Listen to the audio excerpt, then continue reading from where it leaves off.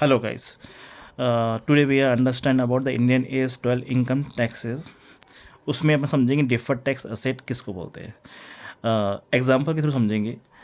For example की provision create की है अपन ने बुक्स में डॉटफुल डेब्ट्स की 10,000 रुपीज़ की, and based on the income tax act provision allow नहीं करेगा जब तक कि वो राइट ऑफ नहीं करेंगे उसको अपन एक्चुअली, जब तक कि एक्चुअल राइट ऑफ नहीं होगा। अगर आप देखोगे इन दोनों डिफरेंस रहेगा वो 10,000 डिफरेंस रहेगा, क्योंकि अपने बुक में प्रोविज़न क्रिएट कर लिए और इनकम टैक्स अलाउ नहीं कर रहा है। तो इनकम टैक्स अलाउ नहीं कर रहा है, जो 10,000 डिफरेंस रहेगा उस पर अपन टैक्स निकालते हैं 30%, एज्यूम कर 30%, तो you can called as a deferred tax asset, क्योंकि अपन ने जो टैक्स पे करेंगे वो ज़्यादा पे करेंगे as per the income tax act.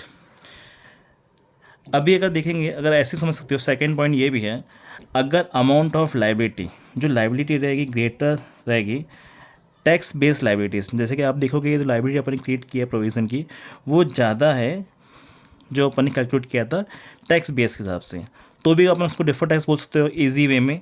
Second, अगर आप देखोगे, अगर यहाँ पे अगर मैंने एग्जांपल के थ्रू लिया हुआ है, अगर आप एग्जांपल देखोगे तो प्रॉफिट एज़ पर बुक अपन देखोगे ग्रॉस प्रॉफिट अपने ये प्रॉफिट लॉस अकाउंट बनाया हुआ है 1,00,000 रुपीज़ था, उस पर सैलरी एक्सपेंसेस सब एग्जांपल लिया अपने 60,000 का, और प्रोविज़न जो बुक में आपको अलाउ अपन ने बुक में इसका लिया हुआ है बेनिफिट लिया हुआ है, बट इनकम टैक्स अलाउ नहीं करा, इनकम टैक्स का जीरो है। अगर आप देखोगे दोनों का जो डिफरेंस है 10,000 में, you can called as a temporary difference. 10,000 difference है टेम्पररी, उस पर जो टैक्स आएगा 3,000 rupees, you can called as a deferred tax asset.